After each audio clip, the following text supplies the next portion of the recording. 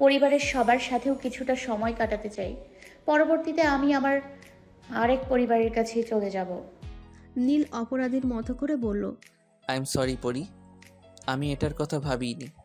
আমার মনে হয়েছিল কেউ যেন তোমায় বলতে না পারে বিয়ে হওয়ার পরও তুমি বাবার বাড়িতে পড়ে আছো, আর তাই বলেছিলাম ভিলেজে গিয়ে থাকতে। অবশ্য ভিলেজ থেকে বনানী আসতে 2 ঘন্টারও বেশি সময় লাগবে। তুমি একা একা, সাথে জ্যামের বিষয়টাও আছে। এই সমস্ত কিছু আমার মাথাতেই আসেনি। আই এম সরি পরি, প্লিজ কাঁদে না। পরি কান্না থামিয়ে নীলের ব্লেজারের গলা ঠিক করে দিতে দিতে বলল। আই প্রমিস আপনি আসার পর আমি কখনোই দীর্ঘদিন বনানীতে থাকবো না। নীল মুচকে এসে বলল। সেটার আর দরকার হবে না ম্যাডাম, আমার সেই বিষয়ে খেয়াল আছে।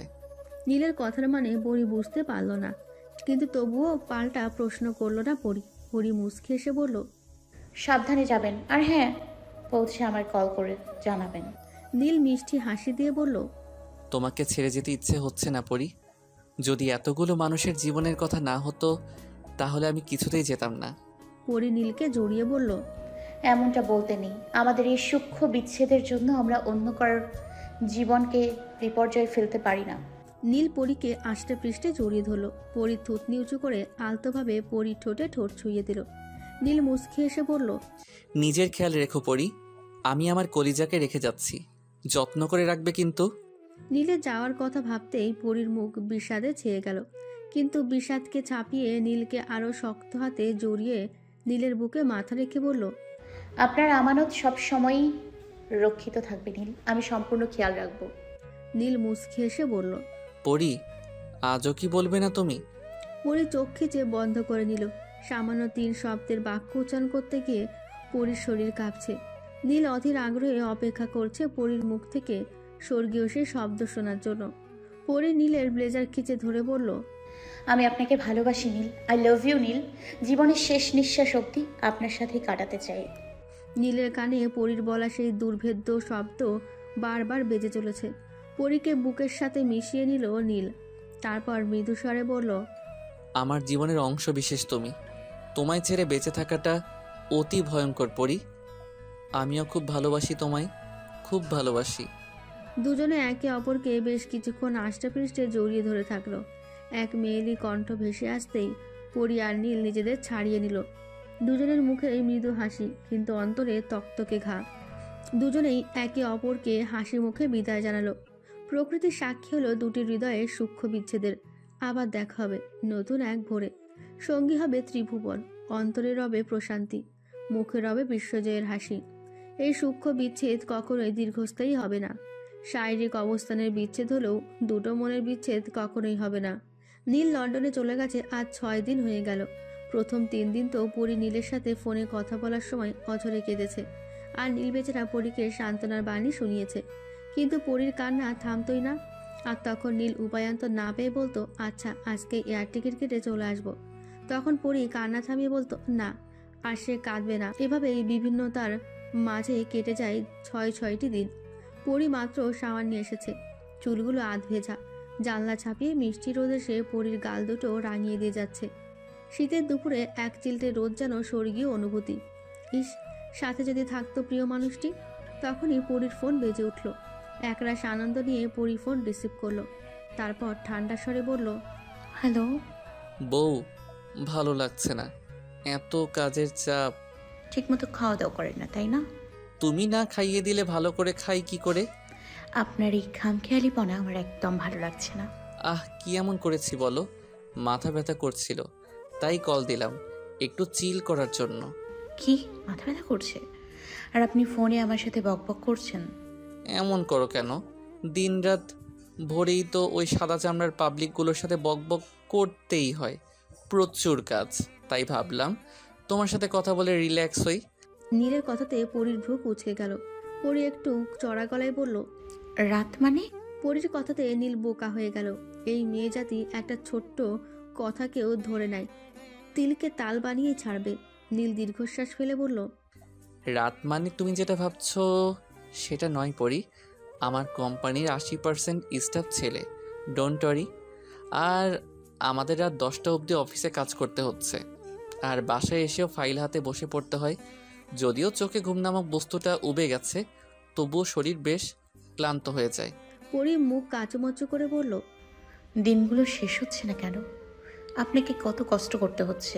আপনি যদি ঠিকঠাক না খান তো আমিও খাবো না, কিন্তু আপনি অসুস্থ হয়ে গেলে আমি কিন্তু আপনার সাথে কথাই বলবো না। পরির কথাতে নীল বেচারার অবস্থা খারাপ। পরিকে বলাই ভুল হয়েছে। নীল দীর্ঘশ্বাস টেনে বলল, আচ্ছা খাবো, আর আমার পিচ্চির জন্য অলওয়েজ সুস্থ সবল থাকবো। পরি মুচকি এসে বলল। That's like a my husband. পরির কথাতে নীল হেসে উঠল। মেয়েটা পারেও বটে। নীল হাসি থামিয়ে বলল, আর শুনো, বিডির সময় রাত 2টার দিকে কল দিব। তোমার কি খুব অসুবিধা হবে বউ? আসলে ওই টাইমে ফ্রি টাইম আর স্পেস পাবো। পরি মুচকি হেসে বলল, একটুও না। আপনি এত কষ্ট করবেন আর আমি একটুকু পারবো না। যদিও অত রাতে কথা বললে আম্মু আব্বু রেগে যাবে, আর আমিও ওদেরকে জানিয়ে কথা বলতে গেলে লজ্জা পাবো, but I can manage. How? পরি একটু ভাব নিয়ে বলল। আবার কিভাবে লুকিয়ে লুকিয়ে বেলকনির কোণাতে গিয়ে চুপি চুপি কথা বলবো? পরির কথাতে নীল হাসতে হাসতে শেষ। নীলের হাসির শব্দ পেয়ে পরি বলল, এই, আপনি হাসছেন কেন? নীল হাসি থামিয়ে বলল, আর কি করব বউ? এই প্রথম কোনো বউ তার হাজবেন্ডের সাথে লুকিয়ে লুকিয়ে প্রেম করবে। ইতিহাস গড়া প্রয়োজন। নীলের কথাতে পরিও হাসতে লাগলো। হাসি হাসি স্বর নিয়েই বলল, বিয়ের আগে হয়নি তো প্রেম, বিয়ে করে লুকিয়ে লুকিয়ে জমি প্রেম হবে। পরির কথা শুনে নীল হাসতে হাসতে গড়াগড়ি খাচ্ছে। পরি যে এতটা দুষ্টু তা বোঝা দায়। পরি আদো আদো কণ্ঠে সুর তুলল, চুপি চুপি বলো কেউ জেনে যাবে, জেনে যাবে কেউ জেনে যাবে। ধ্যাত, গানটাই ভুলে গেছি। নীল একটু অভিমানী কণ্ঠে বলল, পরি, তুমি না সেই আগের মতো দুষ্টমি করছো? বিডিতে থাকতে একটু দুষ্টমি করনি কেন? তুমি জানো কত মিস করেছি তোমার দুষ্টমি। পরি মিটি মিটি হেসে বলল, কারণ আমি দেখতে চেয়েছিলাম আমার বরটা কতটা দুষ্টুমি করতে পারে। আচ্ছা, তাহলে বলছে তো বিডিতে আসলে এবার দুজনেই দুষ্টমি করব? অবশ্যই পুরো দুষ্টুমির প্রেম চলছে। নীল হাসতে হাসতে বলল, তো মিসেস নীল রেডি থাকবেন কিন্তু। এবার আর কোনো ছাড় দিব না, সোজা সুজি। নীলকে আর বলতে না দিয়ে পরি বলল। আপনি থামুন তো, সব সময় আজে বাজে চিন্তা ভাবনা। নীল বুকে হাত দিয়ে বলল, ইস, বউ লজ্জা পাই বুঝি। এবার এসে সব লজ্জার অবসান ঘটিয়ে দিব। দেখব আমার লজ্জাবতী পরি কতটা লজ্জা পেতে পারে। পরি নীলের এই সামান্য কথাগুলো শুনে লজ্জাতে কুকড়ে যাচ্ছিল, কিন্তু কিছুতেই পাচ্ছিল না। নীল ব্যস্ত কণ্ঠে বলল, আচ্ছা পরি, রাখছি। একজন ডিলারের সাথে অ্যাপয়েন্টমেন্ট আছে, রাতে অপেক্ষা করো আর নিজের খেয়াল রেখো। আচ্ছা, আপনি কিন্তু বেশিক্ষণ না খেয়ে থাকবেন না, আর রাতে সময় করে ঘুমাবেন। আচ্ছা আচ্ছা, বউয়ের যেমন ইচ্ছা। এখন রাখছি, আল্লাহ হাফেজ। পরি মুচকি এসে বলল। আচ্ছা, আল্লাহ হাফেজ। ফোন রেখেই পরি বেডের ওপর হয়ে শুয়ে পড়ল। নীলের সাথে কথা বললেই ভেতরটা অদ্ভুত প্রশান্তি অনুভব হয়। এখন শুধু নীলের ফিরে আসার অপেক্ষা। পরি নীলের জন্য 1000 বছরও দিন গুনতে পারবে, কিন্তু সেই দিন শেষে নীল তার কাছে আসলেই হবে। বড্ড বেশি ভালোবাসে। সন্ধ্যা 6টার দিকে বাসার কলিং বেল বাজতেই আমান গিয়ে দরজা খুলে দিল। রোজিনা বেগম আর হানিফ আহমেদকে দেখেই আমান সালাম জানালো। মিসেস রাহেলা সন্ধ্যার নাস্তা তৈরি করছিলেন। কলিং বেলের আওয়াজে তিনি গ্যাস অফ করে মেন ডোরের কাছে আসলেন। নীলের পরিবারের সবাইকে দেখে ওনার মুখে একচিলতে হাসি ফুটে উঠল। সবার সাথে কুশল বিনিময় করে মেহমানদের জন্য নাস্তা আনতে গেলেন। পরি ছাদে কাপড় আনতে গিয়েছিল। এক গাদা কাপড় হাতে বাসায় ফিরে সবাইকে দেখে বেশ অবাকই হলো। সবার সাথে কুশল বিনিময় করে রোজিনা বেগমের পাশে গিয়ে বসলো। রোজিনা বেগম মিষ্টি এসে পরির মাথাতে হাত বুলিয়ে বললেন, কেমন আছিস মা? আলহামদুলিল্লাহ আম্মু, আমি ভালো আছি। তোমরা সবাই কেমন আছো? হানিফ আহমেদ মুখ গোমরা করে বললেন। বাড়ির মেয়ে বাসায় না থাকলে কি রে ভালো থাকি বলতো? পরি মিষ্টি এসে বলল, আব্বু, আমি তো আপনাদের সাথেই আছি, আর এখানেই তো কয়েকটা দিন। আপনি কিন্তু ঔষধপত্র ঠিক মতো খাবেন, আপনার প্রেশার অলওয়েজ হাই থাকে। হানিফ আহমেদ মুচকি এসে বললেন, জানি রে মা, আমার ডাক্তার মেয়ে 10 দিনেই আমাকে সোজা বানিয়ে দিয়েছে। পরি মুচকি হেসে বলল, অবশ্যই ঠিক হতেই হবে, দেখতে হবে না কার বউ। এই কথা বলে পরি জিভে কামড় দিল। নাস্তা আনার বাহানায় দ্রুত গতিতে কিচেনে চলে গেল। তা দেখে সবাই অট্টহাসিতে ফেটে পড়ল। হাফসা বিরক্ত হয়ে যাচ্ছে, সেই কখন থেকে অনেকের সাথে কথা বলছে, কিন্তু অনেক ছাড়ছে না। এখনই নাকি অনেকের ফ্রি টাইম। হাফসা তো ভেবেছিল অনেক বুঝি লন্ডনে গিয়ে হাফসাকে ভুলে যাবে, কিন্তু এই ছেলে তো মহা ঝামেলা দিচ্ছে। এতক্ষণ ধরে কথা বলছে, সবাই কি ভাববে? একেবারে বিচ্ছিরি বিষয়। পরি আর মিসেস রাহেলা সবাইকে নাস্তা দিল। মিসেস রাহেলা সোফাতে বসে বললেন, আপা, হাফসাকে তো নিয়ে আসতে পারেন, মেয়েটা কয়েকদিন এখানে থেকে যেত। রোজিনা বেগম হালকা হেসে বললেন। ওই এসেছে তো, ফোনে কথা বলছিল তাই বাইরে আছে। পরি চোখ মুখ ছোট ছোট করে বলল, আচ্ছা, কার সাথে কথা বলে আম্মু? প্রায় ঘন্টা তো হয়েই গেল। নিশ্চয়ই দেওয়ানের সাথে। পরির কথা শেষ হতে না হতে কলিং বেল বেজে উঠল।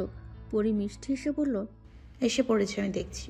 ডোর খুলতে হাফসা মেকি হাসি দিয়ে বলল। পরি হাফসাকে আগাগোড়া পরখ করে দেখে নিল। পরি চোখ নাক চিয়ে বলল, কি ব্যাপার, তুই কোথায় ছিলি? হাফসা পরীকে ঠেলে ভেতরে আস্তে আস্তে বলল, চুপ কর, ঘেমে যাচ্ছি আমি। কোথায় একটু আদর যত্ন করে আদর করবি তা না করে প্রশ্ন করে যাচ্ছিস। পরি ডোর লাগিয়ে চোখ মুখ কুচকে বলল। কি এই ঠান্ডার মধ্যে তোর ঘাম হচ্ছে? পাগল টাগল হলি নাকি? হাফসা মেকি হাসি দিয়ে বলল, চেপে যা, সবাই দেখছে। পরি বিষয়টা বুঝতে পেরে আর কিছু বলল না। সবাই মিলে সন্ধ্যার নাস্তা সেরে নিল। রোজিনা বেগম আর হানিফ আহমেদ সবার জন্য এক গাদা জামা কাপড় আরও এটা সেটা এনেছেন। পরি তো বেশ অবাক হয়ে তাকিয়ে আছে। পরি মুখ গোমরা করে বলল, আম্মু এত সব কেন, কিসের জন্য? রোজিনা বেগম মৃদু হেসে বললেন, বারে, আমার মেয়েটা এত দিন এখানে থাকবে, ওর প্রয়োজনীয় জিনিসপত্র লাগবে না নাকি? মিসেস রাহেলা সোফাতে বসে বললেন, আপা, তাই বলে এত সব? কি বললি আপা? নীল জোর করে পাঠালো। জানিনি তো পরীকে এখানে রাখতে চাইনি, তাই এসব পাঠালো। সবাই মিলে আরও কিছুক্ষণ গল্প করলো। এশার নামাজ শেষ হওয়ার পরপরই আফজাল হোসেন বাসায় ফিরলেন। সবার সাথে কুশল বিনিময় করে সবাই একসাথে ডিনার শেষ করে নিল।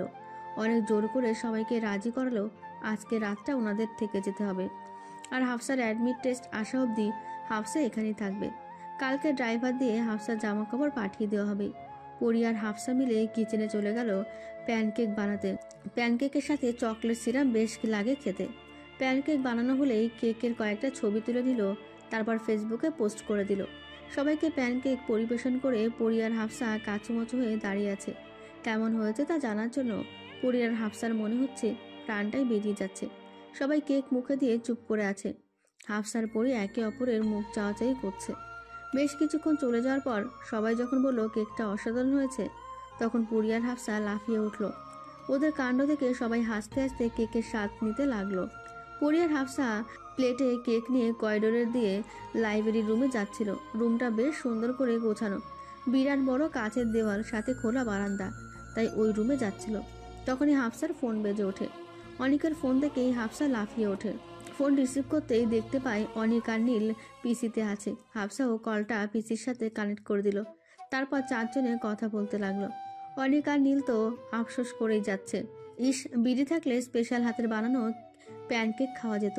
পরি আর হাফসা ওদের দেখিয়ে দেখিয়ে প্যানকেক খাচ্ছে। হঠাৎই নীল নানা রকমের চকলেট বের করলো। তারপর নীল আর অনিক ওদের দেখিয়ে চকলেট খেতে লাগলো। পুরো বাচ্চাদের মতো কাহিনী। হাফসা রেগে বোম হয়ে যাচ্ছে।